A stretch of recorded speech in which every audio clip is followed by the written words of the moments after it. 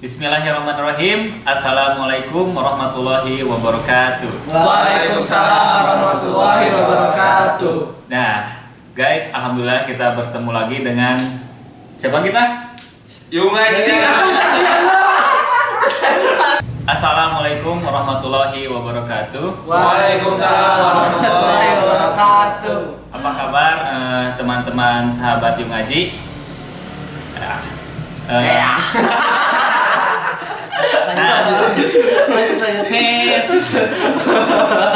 kemarin sempat viral ya di jagat sosial media tentang perfilman. Perfilman itu di dalamnya film game ya, kalau nggak salah dari Jepang kalau nggak salah ya. Korea. Nah, sekarang lagi booming nih. Kira-kira ada yang udah nonton di sini? Ada.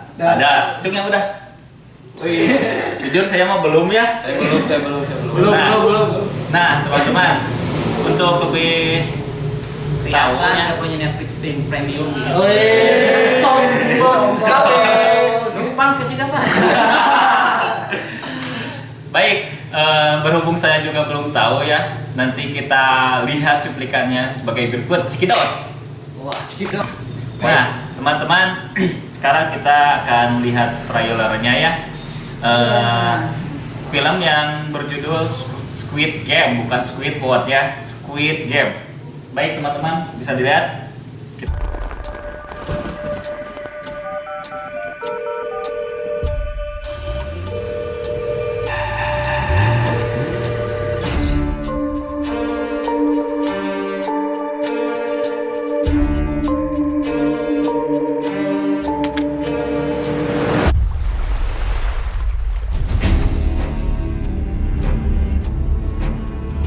지금 이 자리에 계신 여러분들은 모두 감당할 수 없는 빚을 지고 삶의 벼랑 끝에 서 계신 분들입니다. 게임에 참가를 원하지 않는 분은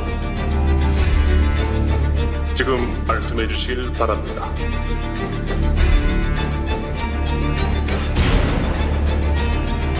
무궁화 꽃이 피었습니다입니다.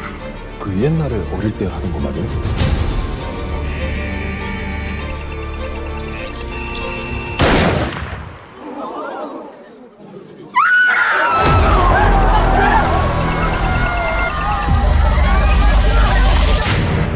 사람을 그렇게 죽여놓고 6개의 게임을 모두 이긴 분들께는 저에게 상금이 지급됩니다.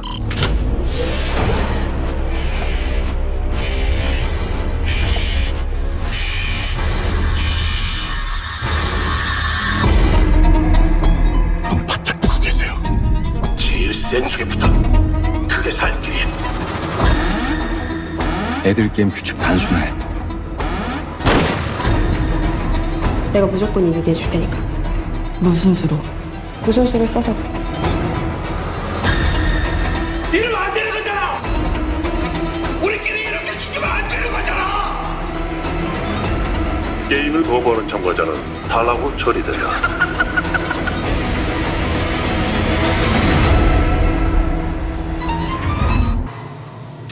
Wih, ternyata gitu. Jadi gamenya itu, ya kan saya baru nontonnya ini. Ternyata gamenya itu mencakup banyak orang demi mendapatkan hadiah uang tunai sekitar 48,6 miliar. Miliar won. Nah itu. Kalau dirupiahkan kira-kira Sekian ya. Sekian dan terima kasih. Siapa yang kita negara? 500 miliar. Sekitar enggak lebih, itu triliun. Wow. Kalau dirupiahin triliun. Lumayan tuh. Makanya Potong kita mau balas itu. gede ya, lumayan. Makanya banyak orang berbondong-bondong mengikuti game ini ya. Tapi kalau di trailer tuh masih kurang ngena ya gitu. Gambaran detailnya gitu. Ada yang nonton nih, yang udah nonton secara jelas full gitu ya. Ada yang mau nyumbang gitu ya, nyumbang. Ngeriek. Gria kembali. Filmnya tuh di review sedikit lah, filmnya tuh kayak gimana sih sebenarnya? Siapa tadi? Siapa yang udah nonton? Iya. Mau review atau mau nanya aja? Oh, review. Atau mau spoilernya? Ini kan jadi spoil kan nanti. Per episode aja mas. Nah, baik. Kang Fahmi dulu ya. Gimana ya? Udah, ya udah. Lanjut. Kalau yang udah saya tonton tuh jadi gini ya, itu kayak sebuah ada orang yang bikin permainan tuh, dan permainannya itu permainan anak kecil gitu. Nah, dan hadiahnya itu dengan nominal yang sangat besar. Nah, lalu kan itu nyari peserta. Jadi ke saya aja tuh, nanti baper loh.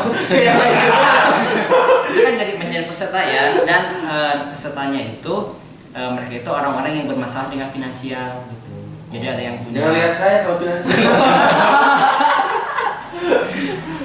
Ada yang punya hutang gede gitu, biasanya semuanya kebanyakan yang punya hutang miliaran. Ngimpor gitu. Hah? Gitu. Cuma nanti konsekuensinya ketika udah masuk ke game itu, kalau misalkan dia kalah atau misalkan dia tereliminasi, itu bukan hanya dirinya aja yang tereliminasi, tapi nyawanya juga tereliminasi gitu. Langsung mati gitu. Ya. Wih, jahat juga ya. Serem. Ada lagi nih katanya?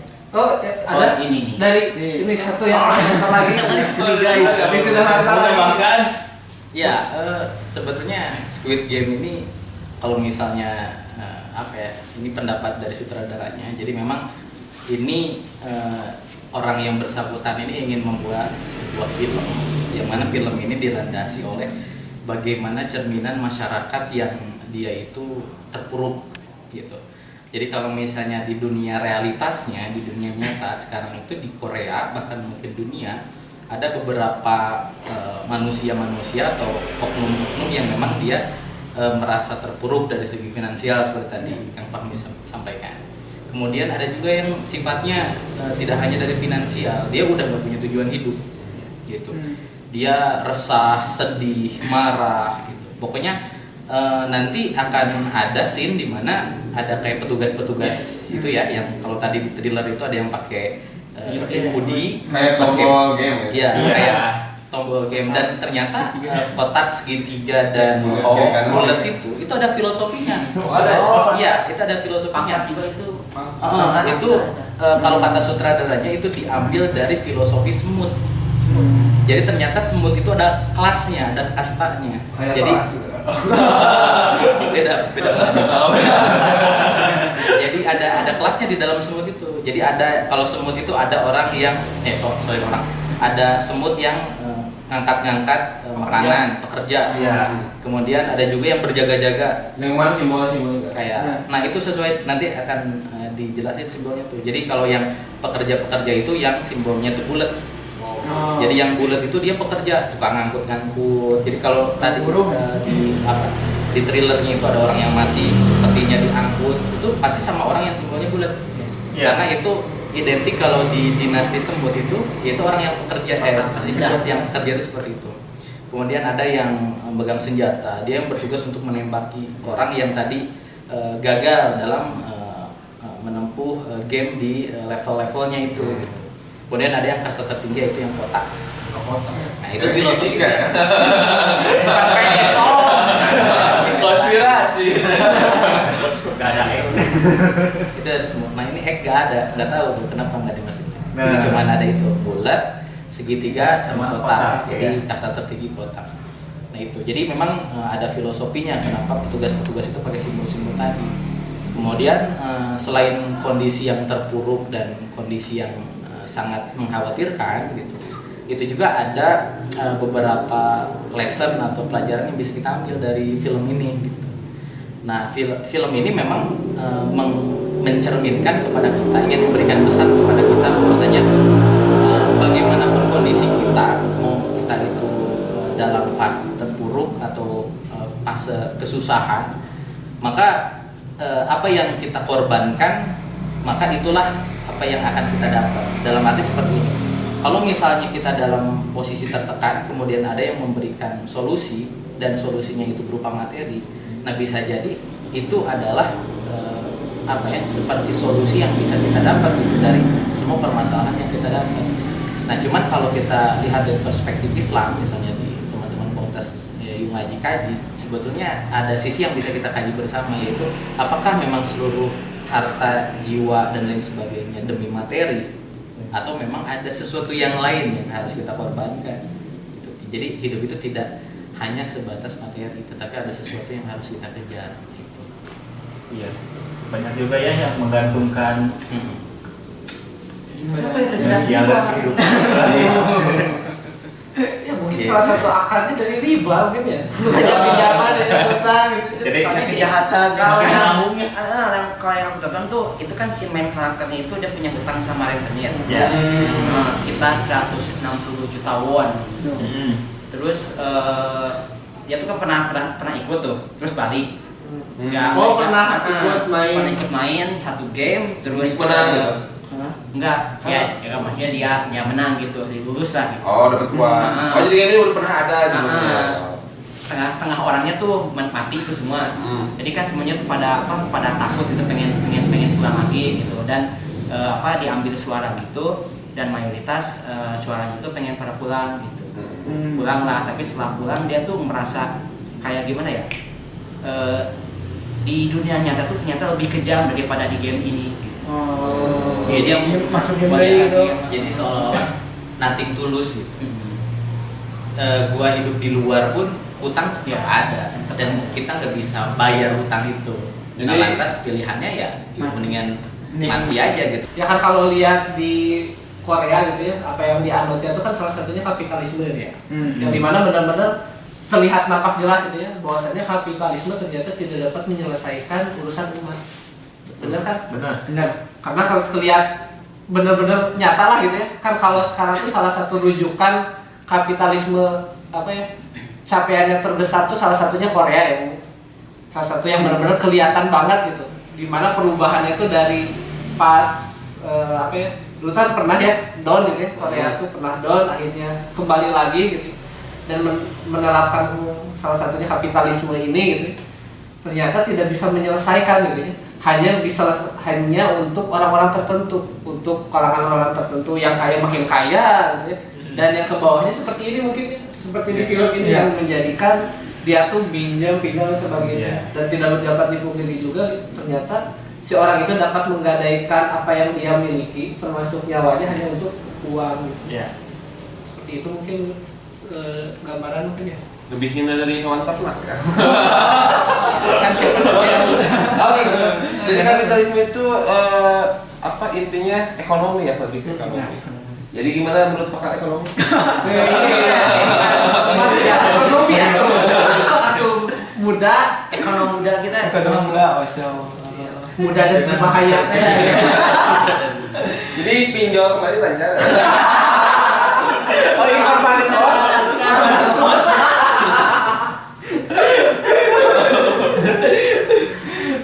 Gimana nih?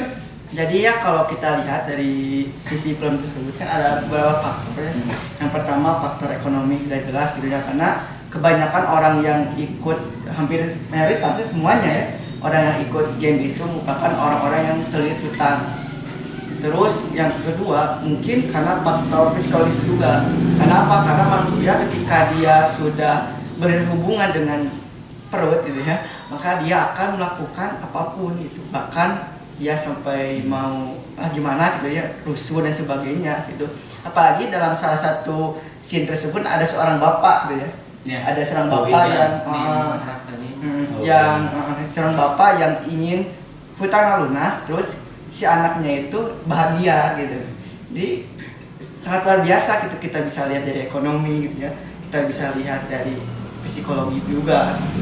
Terusnya kesiapan sang bapak, Iya, keluarga gitu, ke perjuangan sang bapak gitu, perjuangan sang bapak. Politik kan lihat dari bajunya. Kalau agak gelap sedikit, skip, oke.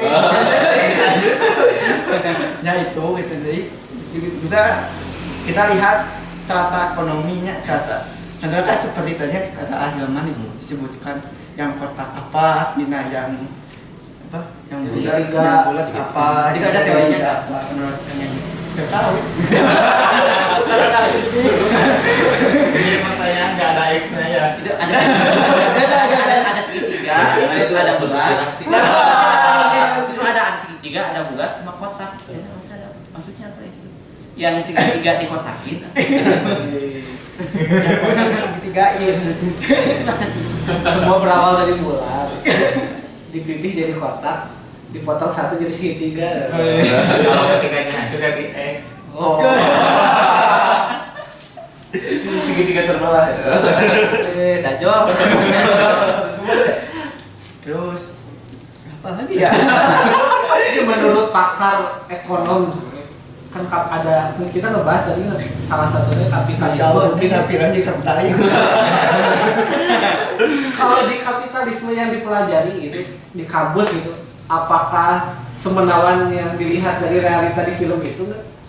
Ya awalnya ketika orang ingin menerapkan ide kapitalis, ya karena mereka menganggap untuk kesejahteraan gitu, untuk apa istilahnya bukan kesenjangan tapi keseimbangan ekonomi. Karena menurut sistem ekonomi kapitalis, orang yang banyak giat bekerja, itu orang yang punya banyak modal, intinya ketika dia banyak berkorban maka dia layak itu untuk mendapatkan kedudukan, harta dan sebagainya. Wanita. Ya itu. Tapi ketika dia tidak punya apa-apa, dia tidak punya modal, kan tetap kembali kepada modal gitu. Kan bedanya ketika kita orang biasa terus sama orang konglomerat gitu ya. Kan beda, orang konglomerat mah sekolahnya di mana dan sebagainya sudah dididik gitu dengan segala ilmu. Tapi ya itu gitu ya, menurut mereka ya kesejahteraan itu padahal kan ketika berjalan dengan waktu dan sebagainya ya tadi gitu itu akan mendapat kesenjangan ekonomi karena tadi tidak semua orang gitu. Kalau semua orang dibayar modal sama mah bisa jadi soalnya komunis Karena dia sosial. Good looking dan rakyat berduit. Crazy Rich. Crazy Rich Garut. Amin. Dari Kang Rahmat tadi lihat trailer mahal Kang Rahmat. Pengen ada di Garut ya?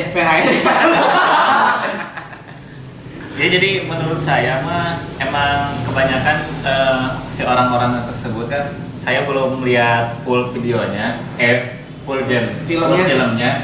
Tapi dapat disimpulkan bahwa orang-orang yang ikut dalam game tersebut orang-orang yang benar-benar butuh uang gitu ya. Dalam artian terlilit hutang, Tersikan hidup tak mau gitu. Jadi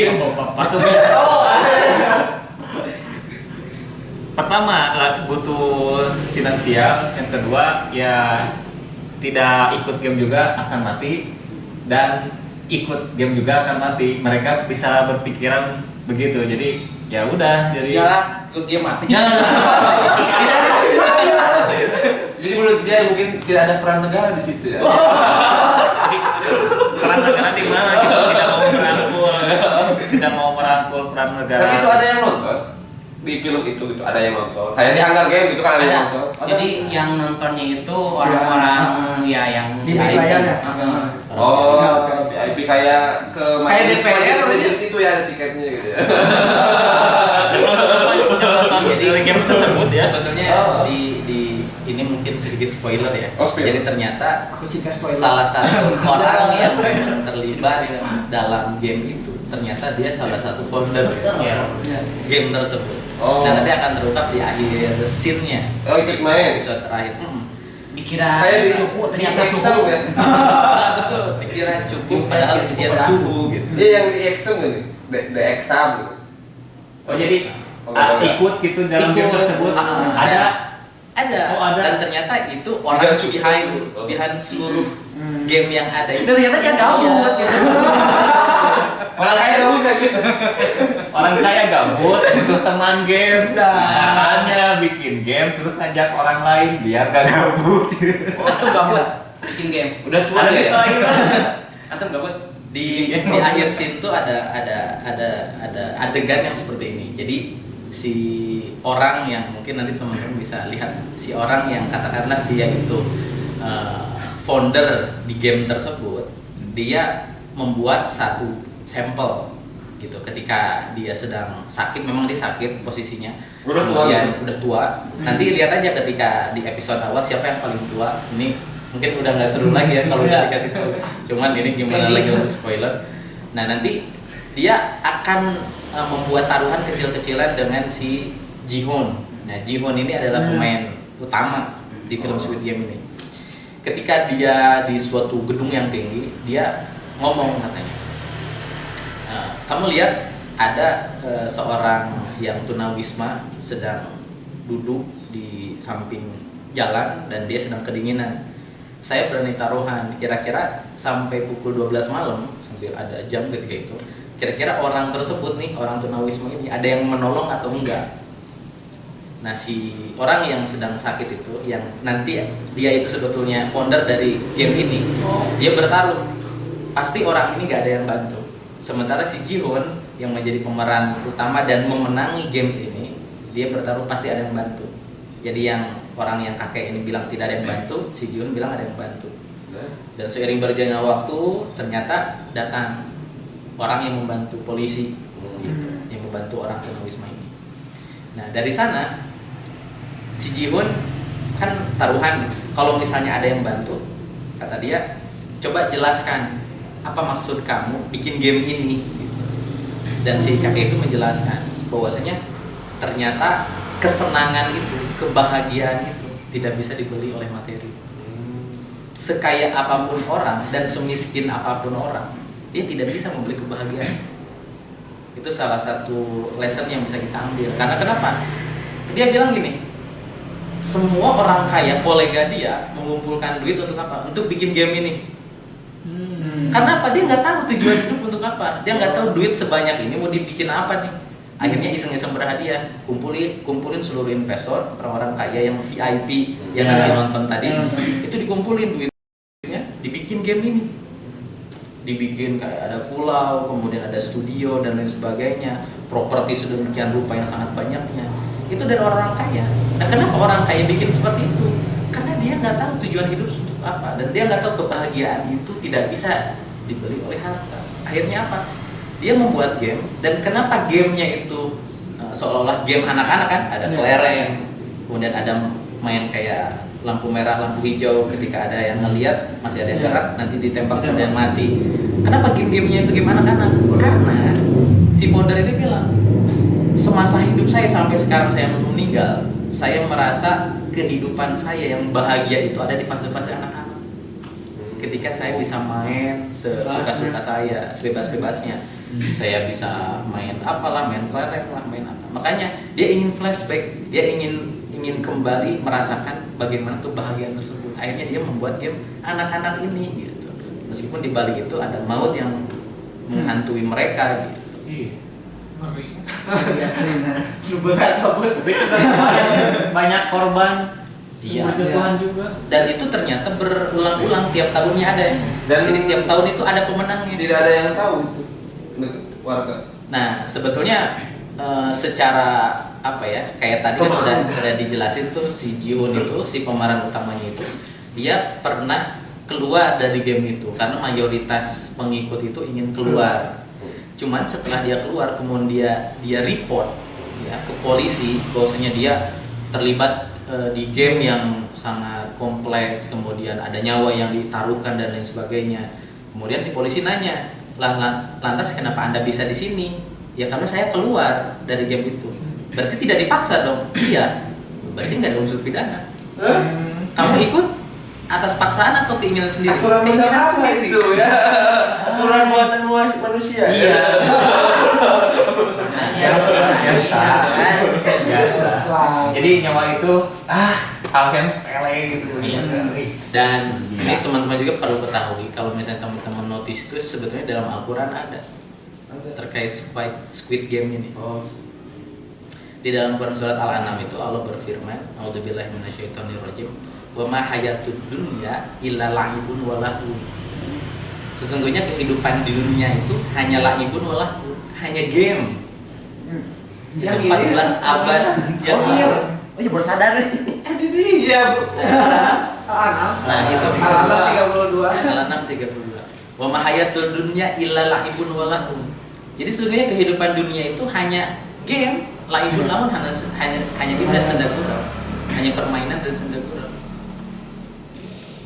Dan problemnya mungkin orang-orang nggak tahu permainan apa yang harus kita mainkan gitu ya di Itu.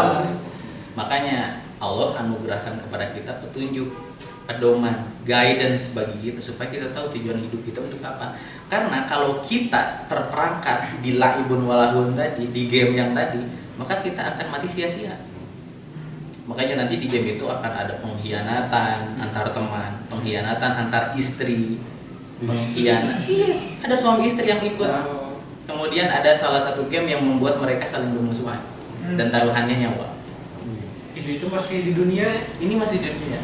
belum di akhirat. Tapi ketika kita dihidupkan kembali, kebayang berarti makin masuk akal. Maksudnya ketika nanti kita udah dihidupin lagi itu satu dengan yang lainnya itu sibuk dengan urusannya masing-masing gitu. Main apa kamu?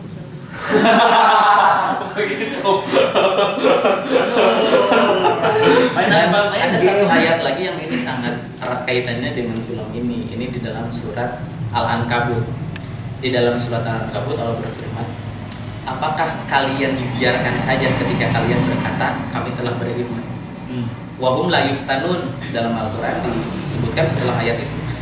Dan mereka apakah dibiarkan saja, bahkan kami, kata Allah, akan memfitnahnya. Yuftanun itu artinya memfitnahnya, atau kata sinonim dari itu adalah mengujinya. Makanya kita akan diuji gitu. Nah, diujinya dengan apa? Ya salah satunya harta. Harta itu ujian, dunia juga ujian. Makanya kalau kita lihat secara kacamata agama kita, sebenarnya game ini mencerminkan realitas kehidupan kita gitu. Di dunia ini.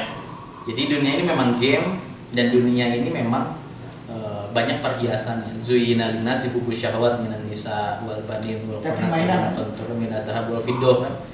Jadi memang manusia itu dihiasi oleh hawa nafsu, yang mana hawa nafsunya itu kepada siapa aja? Kepada perempuan, kepada anak-anak, kepada kendaraan, kepada perhiasan, kepada perniagaan, pertanian dan lain sebagainya. Nah, maka kalau misalnya tadi kalau dirupiahkan triliunan gitu kan, wajar kenapa orang bisa saling membunuh gitu. Karena mereka berimajinasi kalau gue punya duit 4 triliun berarti gue akan bahagia. Tapi pada faktanya si Ji-hoon itu setelah dia berhasil, apakah dia bahagia? Enggak. Jadi ini nggak boleh spoiler aja ya. Ya, ayo spoiler. Uang yang dia dapat itu selama ikut permainan itu selama 1 tahun itu dia nggak dia pakai. Jadi pas dia dapat itu dapat apa kayak ATM gitu, dia ngambil itu nggak banyak, cuma 10 ribuan gitu. Buat bayar utang gitu. Buat beli apa gitu. Jadi dia tuh ngerasa kayak udah keluar itu Utang kewajiban.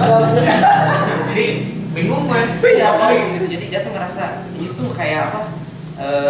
Uang nyawa orang-orang yang udah Ngerasa bersalah. Ada rasa itu. Jadi ngapain gua pakai? Mantap ya filmnya. Kan memang kita melihat ke sudut pandang itu gitu ya. Namun kalau orang yang nggak punya tujuan melihat itu terus gabut banyak uang. Kan kalau nggak salah kan kalau di Rusia gitu ya, di Rusia tuh mau ada satu game gitu ya, kayak Battle Royale lagi kan, dengan orang-orang yang pure asli gitu di satu pulau yang dimana di segala sudut ada kamera. Jadi dulu tuh pernah ada gitu pembicaraan di sana, tapi nggak tahu sih jadi akhirnya tuh kayak gimana gitu. Cuman dalam artian ternyata hal seperti itu tuh bukan bisa terjadi di film aja gitu, di realitanya itu bisa terjadi nih untuk orang-orang yang nggak ada tahu tujuannya gitu. Apa ya, berarti dia belum kenal game ngaji. Kalau kenal game ngaji didonasikan, masya Allah gitu ya, kita dapat studio, mantap lah gitu ya. Tapi kita tidak menerima dari game tersebut. Oh iya. Kasih kakeknya kita cari si kakek. Biar ngaji ya. Biar ngaji. Gabut langsung ngaji. Harusnya gitu ya harusnya. Ya harusnya gitu. Nggak tahu tujuan hidup ngaji ya. Makanya kalau pengen tahu tujuan hidup harus ngaji. Kalau nggak ngaji kan nggak tahu gitu atau menyelesaikan permainan yang telah Allah buat itu kayak gimana. Tidak tahu arah dan tujuan. Ya sapruk. Makanya banyak orang-orang yang kadang kalau hijrahnya juga berdasarkan perasaan kan aneh gitu ya. Dalam artian nggak kuat gitu ya. Saya yakin bener kan banyak sekarang ya artis-artis yang sekarang tuh masuk udah Islam tapi akhirnya berpindah murtad ke lain agama dengan alasannya satu, merasa nyaman, terus merasa tenang dan sebagainya. Padahal kan itu nggak bisa jadi adil kan? Iya. Karena itu juga kan yang kakek-kakek itu juga ngerasa nyaman, ngerasa enak, have fun gitu dengan permainan ini gitu. Ternyata salah gitu. Apalagi khususnya kita sebagai manusia yang benar-benar apalagi Islam ya, yang kompleks banget gitu. Ya. Ternyata banyak ilmu juga gitu. Semakin banyak kajian tuh bukan semakin kita makin tinggi dalam keilmuan, tetapi semakin banyak yang belum kita ketahui ternyata gitu. Masya Allah. Mantap. Antum gimana nih? Pak Guru? Belum. Udah. Apa? Guru. Jadi melihat dari film tersebut, ya kata Ahilman betul ya. Jadi harta itu tidak bisa memberi kebahagiaan dan suatu hal. Jadi yang bisa Isi satu enggak ya? Satu aja udah bagi. Udah lagi 2, 3 dan 4. Yang belum bahagia itu yang belum ya.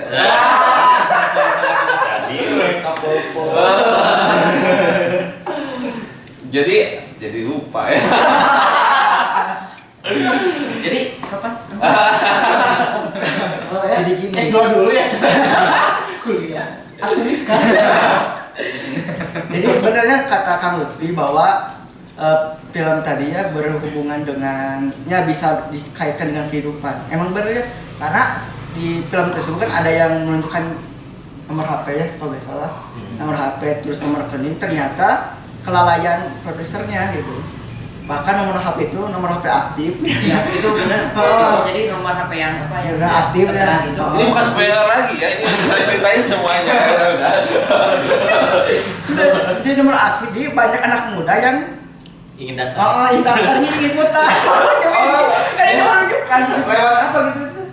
asli gitu, bahkan pihak Netflix nanti sama tuh dia ngasih kecolongan gitu. Jadi menanamkan nomor aktif. Nah, jadi kan gitu pas gimana ya? Pas si main karakternya bingung, banyak itu ada orang yang datang sama dia karena kelihatan tuh mungkin mukanya bingung atau gimana. Terus dia nawarin buat main game sama dia gitu. Kalau misalkan menang aku kasih 100.000 misalkan gitu. Tapi itu direkrut lewat SMS itu. Iya, tapi kan itu kan dia tuh ikutan tuh game yang yang tadi orang datang tadi lewat permainan dakji dakji itu kalau dia kalah ditampar sama yang ngajak mainnya, kalau misalkan menang dikasih duit. Nah ternyata dia tuh dapat banyak, terus ditawarin mau gak yang lebih banyak katanya dengan suatu permainan, terus lu bisa dapat uang lebih banyak nih misalkan. Kalau misalkan mau ya udah hubungi nomor ini. Oh, si nomor Asli itu yang kelihatan. Ternyata si nomor itu asli aktif ada. Dan tadi banyak anak muda yang pengen ikutan gitu. Gara-gara dia tahu gitu. Jadi kamu menunjukkan tadinya jadi benar gitu, sangat berhubungan Tapi sekali. ada yang lebih ekstrim. Apa sih yang dapat SMS dari nomor yang nggak kenal, minjamin? Iya kan. Nah, ini kita kebanyakan Beda. Gitu pinjol. Atau enggak kamu mau nelfon nanti? Ayo kan ada nomornya tuh, main sound lah gitu. Katanya nyala enggak? Mau boleh dikontak. Siapa tahu. Ya. Gitu. Bisa ikut juga bisa dapat duit. Diem lagi nggak ada duitnya. Mau ikutan apa? Nggak ada uang ya. Karena pahala lebih besar. Karena menurut hadis salah satu hadis Rasulullah bersabda, harta itu tidak bisa menarik hati orang kecuali tidak memberikan kebahagiaan, bukan kecuali ya. Tapi kalau senyum dan akhlak yang mulia bisa. Salah satu yang bisa memberikan kebahagiaan tersebut. Kalau nggak salah hadis riwayat Abu Ibnu Hakim. Jadi percuma harta gitu kita ngumpulin orang biar seneng-seneng. Tapi kalau misalnya anak gaul gitu kan, raktir di kafe. Tapi ketika uang kita habis, apakah mereka datang lagi? Tidak kan? Kayak di film SpongeBob gitu ya. Ada yang kaya gitu ya. Tapi sudah uangnya habis mereka meninggalkan. Tapi ketika akhlak kita, senyuman kita, gitu, pemikiran kita, gitu, pasti bisa. Kita mau kaya atau belum kaya gitu ya. Belum menikah gitu ya. Kaya. Tetap ada teman-teman. Jadi kalau insya Allah kalau kita ikatannya dalam ikatan Islam gitu ya, jadi teman-temannya insya Allah sampai akhirat gitu. Salah satunya mungkin kalau teman-teman pengen gitu ya punya teman-teman yang insya Allah ya antul jannah ya bisa gabung di UMI. Amin. Ya. Kita tunggu kedatangannya. Karena kan kalau lihat lagi gitu ya, kan kayak tadi ya kata Ahilman, kan dari kotak segitiga bulat itu ada gambaran khususnya, ada jabatan khusus lah mungkin ya. Kayak tadi kan bulat kayak pekerja mungkin ya, segitiga kayak sipil, tentara kayak gitu ya, kayak tentara, terus kotak kayak yang bosnya komandan, atau kalau kita mah kayak pemimpin lagi gitu ya.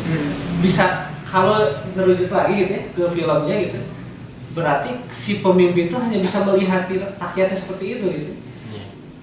Bisa jadi kan seperti itu gambaran zaman sekarang gitu, yang dimana misalkan rakyatnya mah susah payah nyari uang lah dalam tanda kutip penghidupan buat dia mengeluarkan untuk misalkan yang tadi ya salah satunya menyelesaikan hajat dia mungkin ya, hajat udawiyahnya misalkan kewajiban-kewajibannya, tapi yang atas mah fokus liatin aja gitu. Tapi setelah misalkan kita dapat ya seperti itu gitu ya.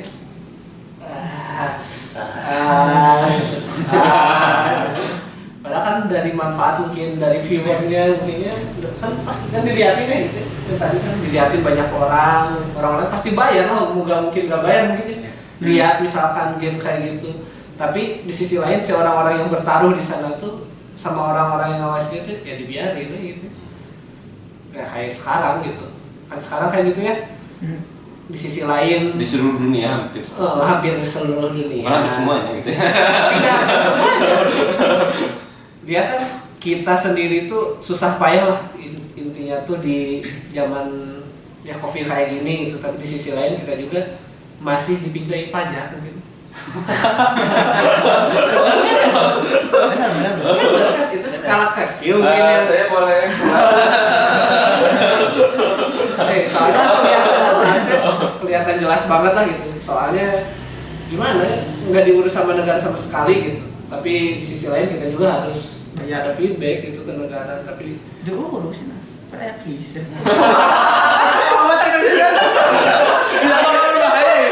Lumayan di konten sih besar.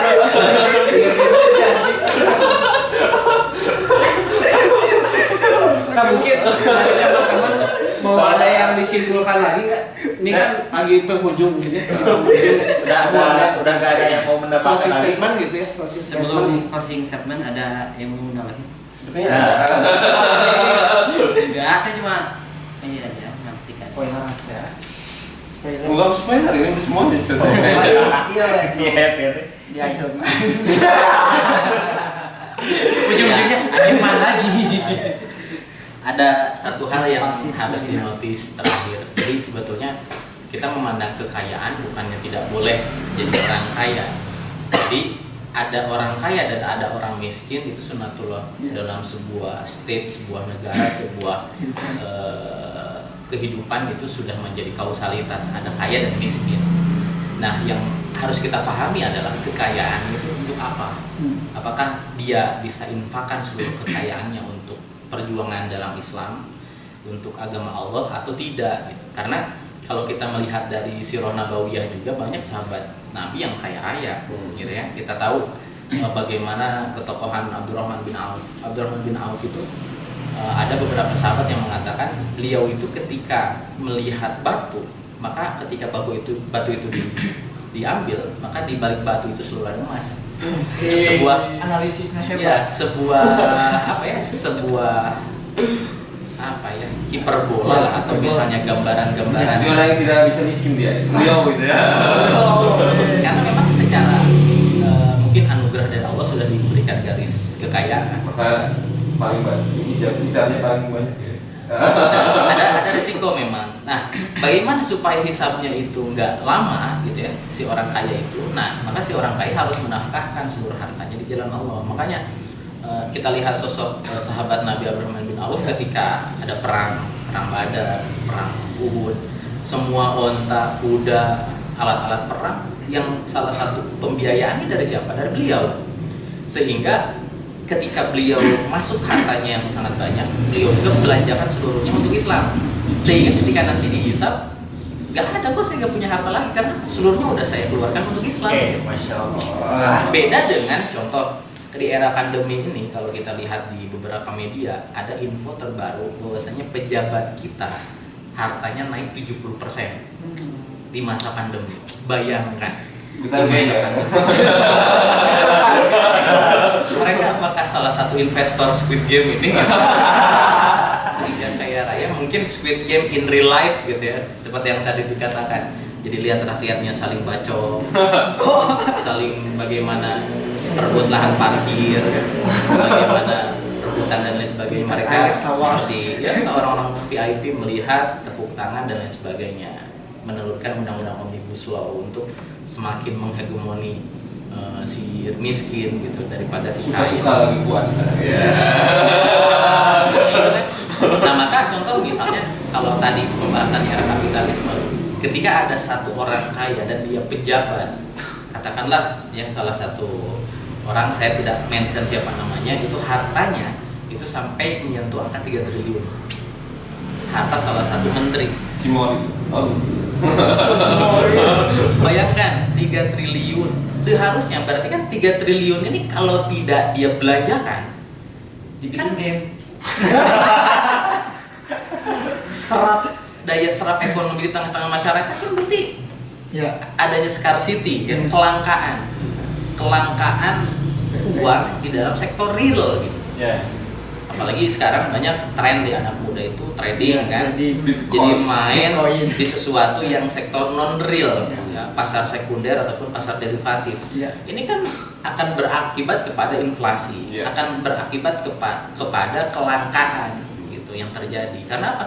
Seluruh uang sudah tersedot ke pasar sekunder, tersedot oleh beberapa orang kaya, sehingga di tengah-tengah masyarakat uang ini menjadi beredarnya itu menjadi langka. Walhasil kita lihat di era pandemi banyak yang tidak dapat bansos, ada yang meninggal gitu kan, ada yang sanak keluarganya tidak bisa lagi survive karena di PHK, berbuah dan lain sebagainya lah, pengangguran naik, beberapa pabrik gulung tikar dan lain sebagainya. Ironis kan, tapi di satu sisi pemimpinnya menjadi kaya raya, bahkan lebih, kekayaannya menjadi berlebih gitu, meningkat, naik 70%. Nah ini kan biasa kita ambil ibroh bahwasanya gaya hidup atau way of life kapitalisme itu tidak akan menimbulkan kemaslahatan, tidak akan menimbulkan kesejahteraan di tengah-tengah masyarakat. Makanya ketika di dalam Al-Quran dijelaskan apa hukum jahiliyah yabghun, kenapa hukum jahiliyah yang kau kehendaki, wa man ahsanu minallahi hukman yuqinun gitu. Jadi hukum mana yang lebih baik gitu daripada hukum Allah bagi orang-orang yang yakin. Berarti orang yang yakin itu orang apa? Orang yang yakin kepada akhirat. Saya yakin kenapa harta mereka berlipat-lipat sampai triliunan, sampai tidak ada sepeser pun yang mereka infakkan untuk jalan dakwah misalnya. Karena apa? Aku yakin mereka tidak yakin kepada kehidupan akhirat. Yukinun tadi, karena mereka tidak termasuk orang-orang yang yakin. Karena apa?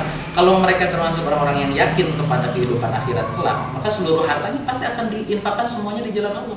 Seperti apa yang dilakukan oleh Abdurrahman bin Auf, Utsman bin Affan. Mereka bukan nggak mau kaya.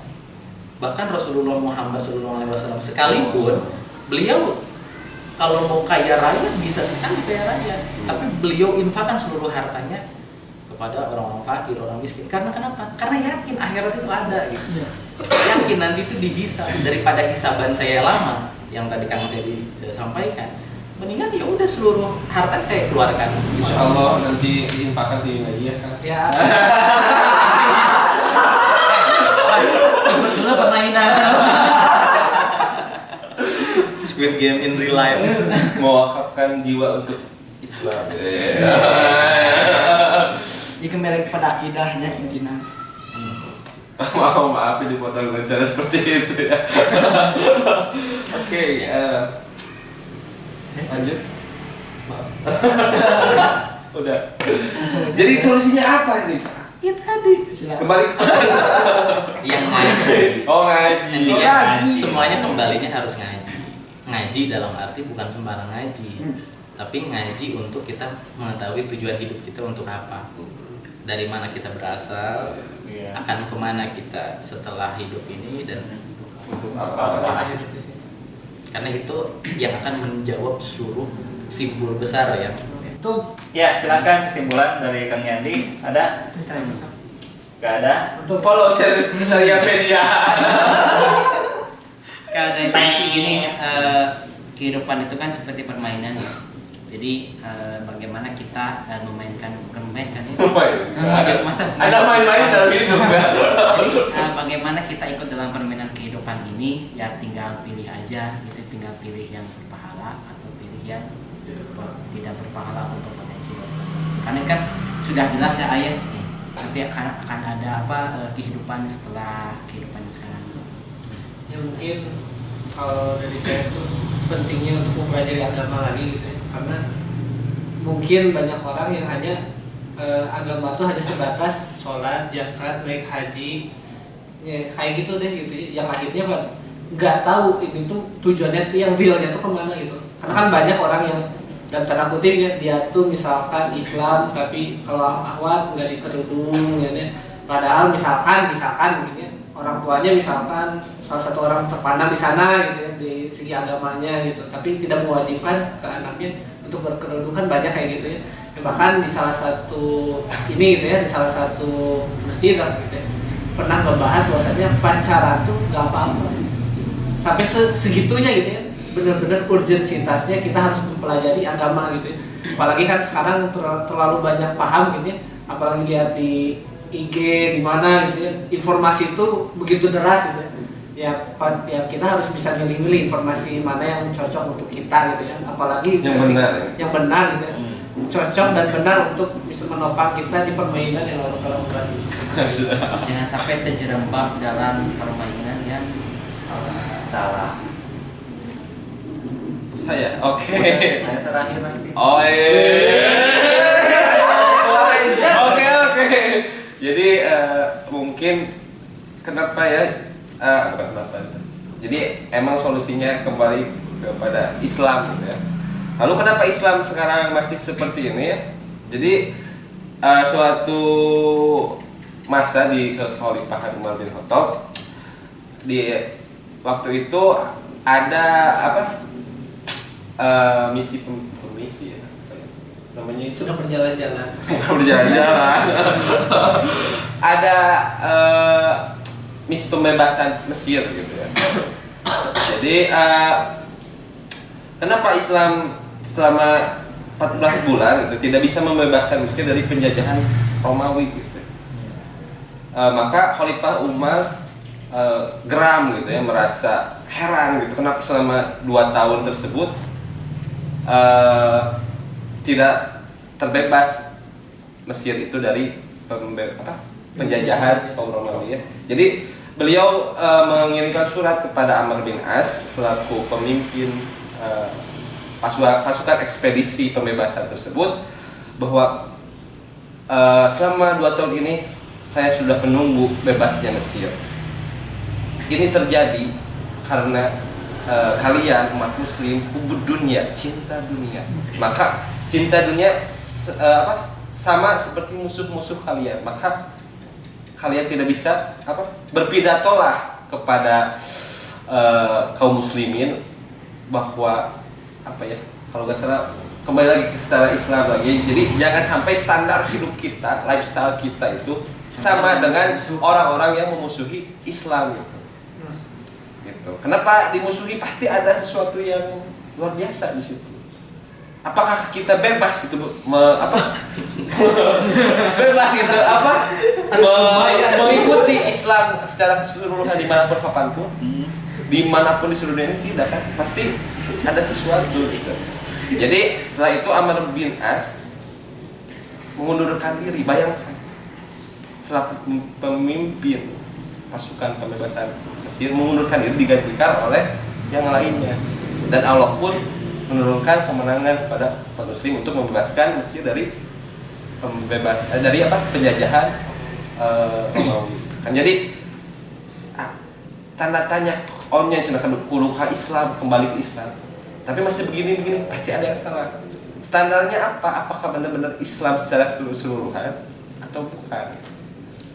Jadi kalau cuma Islam sholat saja udah pulang sholat tidur apa gitu misalkan balik senang gitu itu kan gimana gitu, pasti ada yang salah gitu.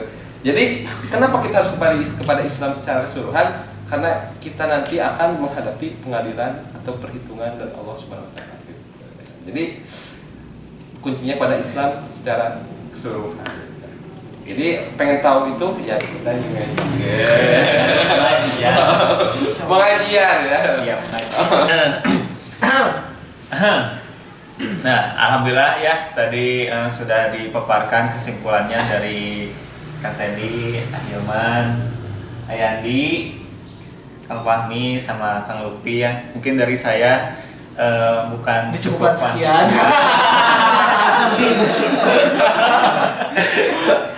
Ya pada intinya kita harus berislam lah, berislam secara kafah. Maksudnya kafah ini berislam secara menyeluruh ya. Dalam kehidupan kita juga jangan lupa kita terus bergantung kepada Allah, jangan bergantung kepada hal duniawi, jangan cinta kepada dunia. Kalau kita terlalu terjerumus ke dalam hal duniawi, wah akan berakibat fatal seperti game tadi gitu.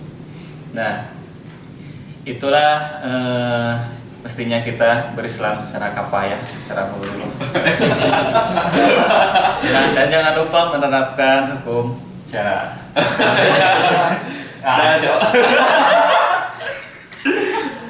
dan iman juga sempurna dengan menikah. Itu setengah agama ya. Kalau yang 4 sempurna, Gimana? Maksudnya menyempurnakan keimanan itu kalau kita bisa menikah dengan wanita yang sama-sama membangun dalam ketaatan. Nah, Jadi, oke, dengarkan. Oke. spesifikasi jomblo yang belum nikah cepat-cepat nikah. amin yang udah 1 nama lagi ya. Kalau ini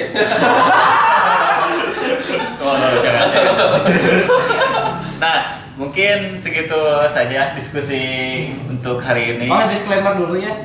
Untuk teman-teman ya kan sekarang offline ya, baru pertemuan kita yang offline. Kita nih sebagai panitia semuanya udah divaksin loh ya. Udah divaksin, jadi insya Allah bentuk ikhtiar kita sudah semaksimal mungkin gitu ya untuk membuat konten ini. Seperti itu sih. Dan kita juga jarang kemana-mana ya. Iya.